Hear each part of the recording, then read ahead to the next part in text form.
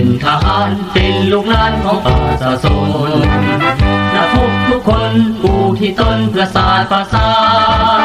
ระเบียบวินัยแข็งแกร่งเนื้อกว่าเลกานับถือฟังผู้บัญชาพัฒนาฝึกฝนทำเฮียน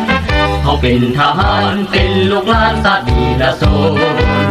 นักรบทุกคนก่อสร้างตนด้วยใจภาคเพียรสามัคคีเพิ่มทวีการอ่านการเขียนเอาแนวทางนั้นเป็นเบาเสียนเขาทอนบทเทียนเป็นประจำเป็นทหารนั่นแหละเป็นหัวของชาติ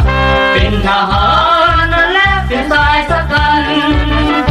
ถึงจะตายไว้ลายชายชาติทหารบ่เคยไว้วันโตผู้มานที่หวังนาวีเขาเป็นทหารเป็นลูกหลานของศาสตร์ภาษาเขาการอาสายืนแถวหน้าเป็นสายสตรีเข้มแข็งอดทนผู้ที่ตนด้วยเกียรติศักดิ์ศรีเพื่อพื้นแผ่นดินตอนนี้จะเลื่องเรืองสีถาวร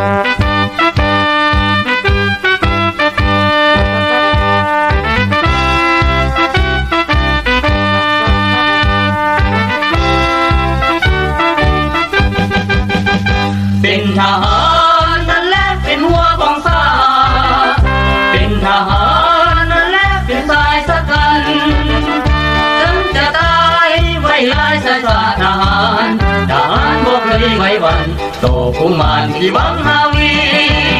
เขาเป็นทหารเป็นลูกหลานของศาสตร์ภาษา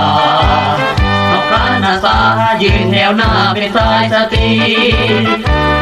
อดทนผู้ที่ตนด้วยเกียรติศักดิ์ศรีเพื่อพื้นแผ่นดินตอนนี้จะเลื่องเรืองสีถาวร